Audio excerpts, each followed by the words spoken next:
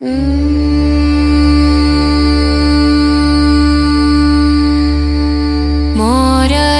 मोरया बाप्पा मोरया।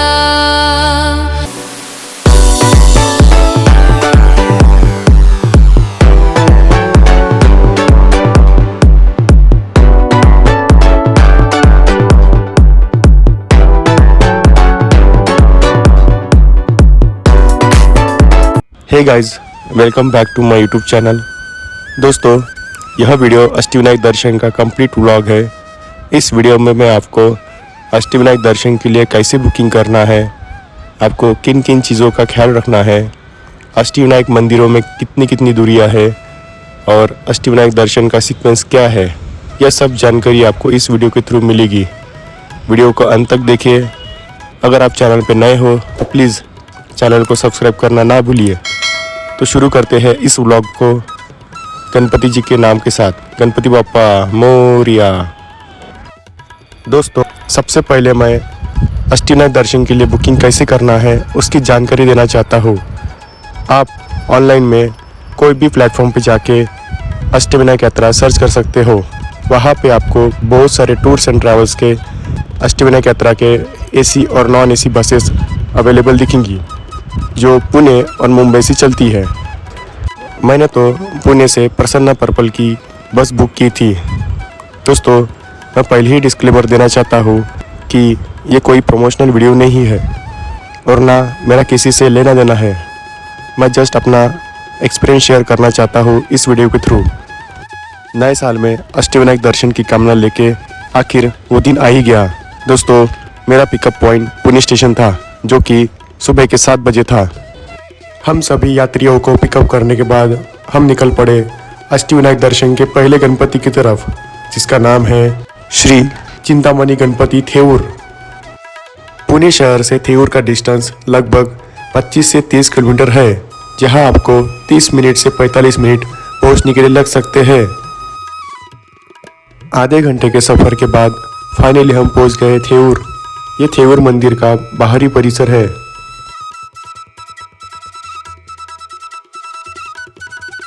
दोस्तों, अभी सुबह के 8:30 बजे है। अभी आप यहाँ सुबह से ही दर्शन के लिए भीड़ देख सकते हो, जो यहाँ पे नॉर्मल चीज़ है। श्री चिंतामणि मंदिर के दर्शन करने के लिए यहाँ पे आपको आधे से 1 घंटे का टाइम लग सकता है। यहाँ पे वीआईपी दर्शन के लिए भी व्यवस्था की गई है, जिसका चार्ज 100 रुपये है। मंदिर खुलने का समय सुबह 6 बजे से लेके रात के 10 बजे तक है। श्री चिंतामणि गणपति मंदिर का इतिहास पौराणिक काल से जुड़ा हुआ है। इस स्थान का उल्लेख कई गणेश पुराण और लोक कथाओं में मिलता है। थेऊर क्षेत्र को पहले स्थावर क्षेत्र कहा जाता था, जिसका अर्थ है स्थिरता और शांति का स्थान। इस मंदिर की आधारशिला माने जाने वाली कथा ऋषि कपिल से संबंधित है। ऋषि कपिल के पास एक दिव्य चिंतामणि रत्न था, जिसके बारे में कहा जाता है कि वह इच्छा पूर्ति करने वाला रत्न है। राजा गुण और गण ने सत्ता और लोभ के कारण यह रत्न बलपूर्वक छीन लिया था। दुखी होकर ऋषि कपिल ने भगवान गणेश का आह्वान किया। भगवान गणेश ने युद्ध कर राजा गुण और गण को पराजित किया और रत्न वापस प्राप्त किया। परंतु जब ऋषि कपिल ने वह रत्न भगवान को समर्पित करना चाहा, तब गणेश जी ने कहा, रत्न नहीं, मैं स्वयं ही चिंतामणि हूँ। इसी क्षण से भगवान गणेश चिंतामणि विनायक कहलाए और उन्होंने थेऊर में स्थायी रूप से वास किया। दर्शन करने के बाद हम निकल पड़े हमारी बस की तरफ। दोस्तों, अभी सुबह के 9:30 बजे है। अभी हम जा रहे हैं हमारे दूसरे गणपति की तरफ, जिसका नाम है श्री मयूरेश्वर गणपति मंदिर मोरगांव। मोरगांव थेऊर से लगभग 60 से 65 किलोमीटर दूर है, जहां आपको पहुंचने के लिए 1.25 से 1.5 घंटा लग सकता है। मोरगांव के लिए निकलते समय हम बीच रास्ते नाश्ते के लिए रुक गए। दोस्तों, ये रहा हमारा होटल जहां हमको नाश्ते के लिए रुकाया गया। टूर कॉस्ट में सब खाने पीने और रहने की व्यवस्था इंक्लूड है। ये था हमारा सुबह का नाश्ता, जो कि खाने में एकदम मस्त था। 1.5 घंटे का सफ़र करने के बाद अभी हम पहुंच गए हैं श्री मयूरेश्वर टेम्पल मोरगांव।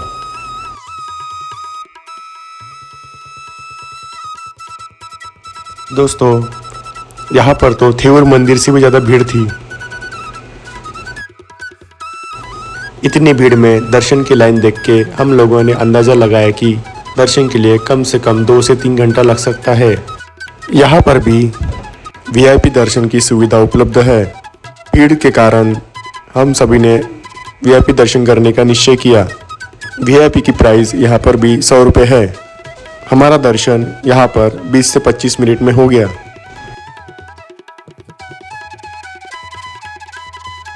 यह मंदिर सुबह के 5 बजे से रात के 10 बजे तक खुला रहता है। पौराणिक कथा के अनुसार सिंधु नामक एक शक्तिशाली असुर ने भगवान शिव की कठोर तपस्या कर यह वरदान प्राप्त किया था कि वो देवताओं, दानवों और मनुष्य से अजय रहेगा। वरदान प्राप्त करने के बाद सिंधु ने तीनों लोकों में आतंक मचा दिया और यज्ञों को नष्ट कर देवताओं को कष्ट पहुंचाने लगा। तब सभी देवताओं ने मिलकर भगवान गणेश जी की उपासना की। देवताओं की प्रार्थना स्वीकार कर भगवान गणेश ने मोर पर सवार होकर अवतार लिया और मोरगांव की इसी भूमि पर असुर सिंधु का वध किया। इसी कारण भगवान गणेश को यहाँ मयूरेश्वर या मोरेश्वर कहा गया और इस गांव का नाम मोरगांव पड़ा।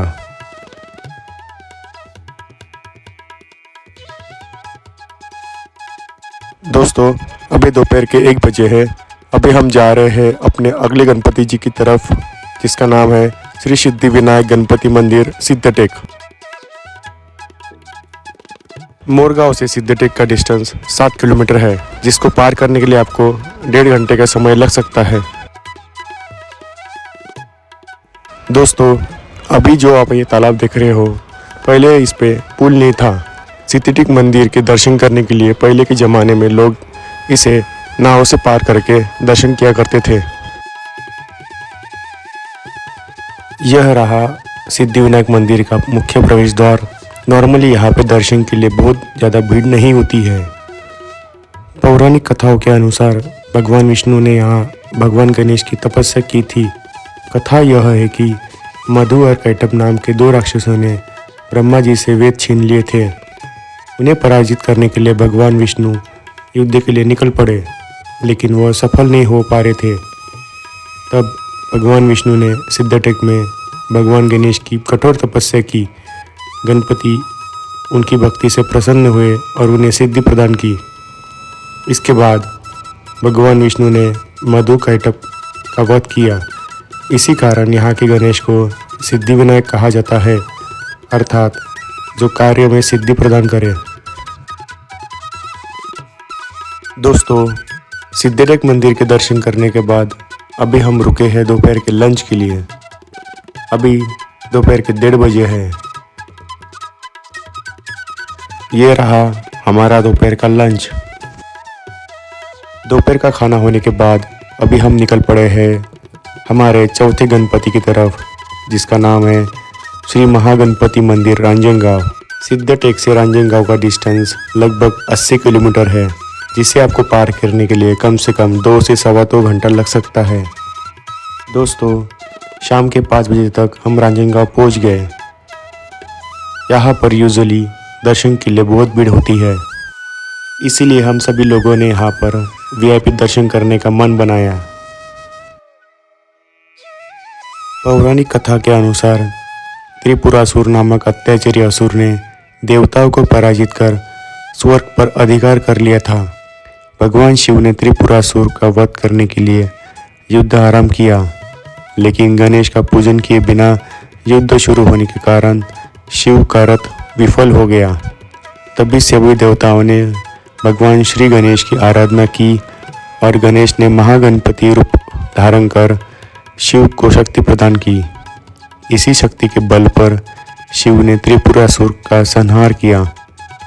मान्यता है कि उसी स्थान पर भगवान श्री गणेश महागणपति के रूप में विराजमान हुए, जहां आज रांजनगांव का यह मंदिर स्थित है।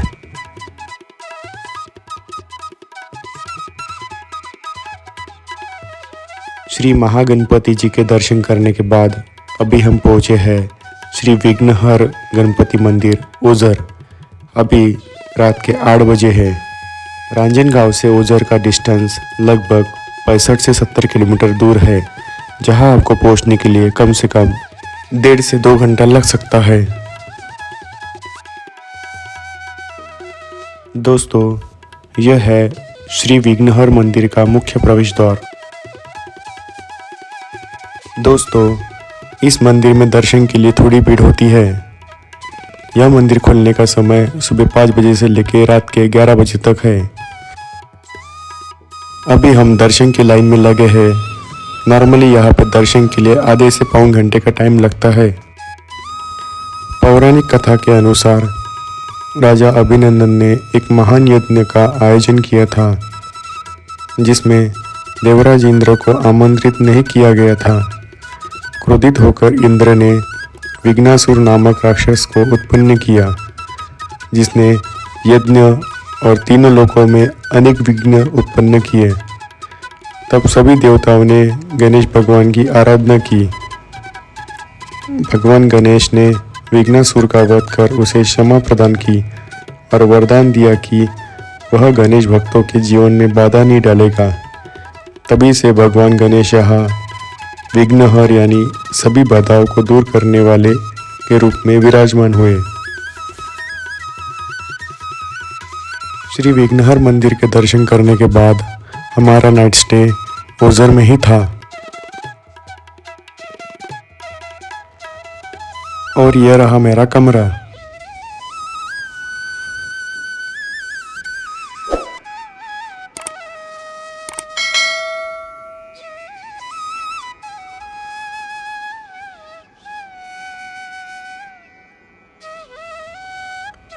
अगले दिन सुबह 6 बजे रेडी होने के बाद अभी हम पहुँचे हैं हमारे छठे गणपति जी की तरफ, जिसका नाम है श्री गिरिजात्मज गणपति मंदिर लेनेंद्री।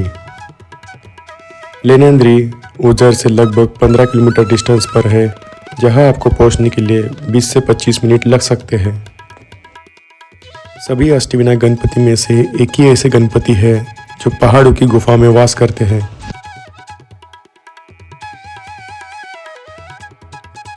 दोस्तों, लेनेंद्री गणपति जी के दर्शन करने के लिए आपको यहाँ पे 300 से 350 सीढ़ियाँ चढ़नी पड़ती है।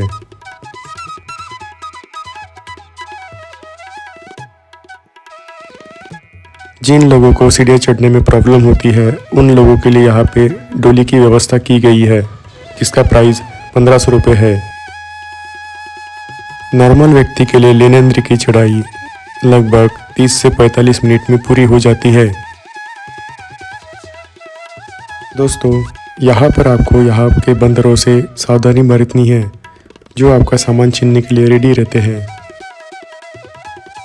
नॉर्मली यहाँ पर दर्शन के लिए ज़्यादा भीड़ होती है, इसलिए आपको यहाँ पे दर्शन के लिए कम से कम आधा से पौन घंटा लग सकता है।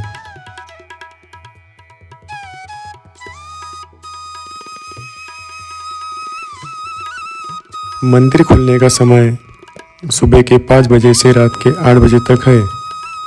पौराणिक कथा के अनुसार माता पार्वती ने एक पुत्र की प्राप्ति के लिए लेनेंद्री पर्वत पर कठोर तपस्या की। उनकी तपस्या से प्रसन्न होकर भगवान शिव ने उन्हें वरदान दिया कि वे स्वयं उनके पुत्र के रूप में जन्म लेंगे। इसी वरदान के फलस्वरूप भगवान गणेश का जन्म माता पार्वती के गर्भ से हुआ। इसलिए इस गणपति को गिरिजात्मज कहा जाता है। यह स्थान भगवान गणेश का जन्म स्थान माना जाता है, जो इसे अत्यंत पवित्र बनाता है। अभी सुबह के 10 बजे है। सुबह का नाश्ता करने के बाद अभी हम निकल पड़े हैं हमारे 7वें गणपति जी की तरफ, जिसका नाम है श्री बल्लारेश्वर गणपति मंदिर पाली। लेनेंद्री से पाली का डिस्टेंस लगभग 200 किलोमीटर है, जिसे पार करने के लिए आपको 4 से 4.5 घंटे लग सकते हैं। पौराणिक कथा के अनुसार पाली गांव में बल्लाल नाम का एक बालक भगवान गणेश का अत्यंत भक्त था। वह नियमित रूप से गणेश पूजा करता था। उसके पिता करकट ने क्रोध में आकर बल्लाल को बांधकर जंगल में छोड़ दिया। घोर कष्ट में भी बल्लाल ने गणेश का स्मरण नहीं छोड़ा। उसकी भक्ति से प्रसन्न होकर भगवान गणेश प्रकट हुए, उसे मुक्त किया और वरदान दिया कि वे बल्लाल के नाम से प्रसिद्ध होंगे। तभी से भगवान गणेश यहाँ श्री बल्लालेश्वर के नाम से पूजे जाते हैं।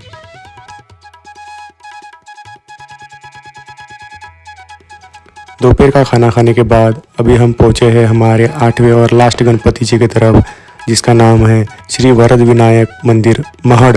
पाली से महड़ का डिस्टेंस 40 किलोमीटर है, जिसे पार करने के लिए आपको 1 घंटा लग सकता है। इस मंदिर में दर्शन के लिए बहुत भीड़ होती है। प्राचीन काल में रुक्मागध ऋषि ने यहाँ भगवान गणेश की कठोर तपस्या की। उनकी तपस्या से प्रसन्न होकर भगवान गणेश ने उन्हें दर्शन दिए और वरदान मांगने को कहा। ऋषि ने पुत्र की इच्छा जताई।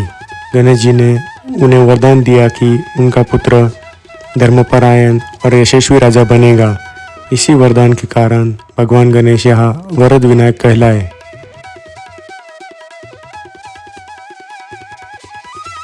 दोस्तों, ये था हमारा अष्टविनायक दर्शन।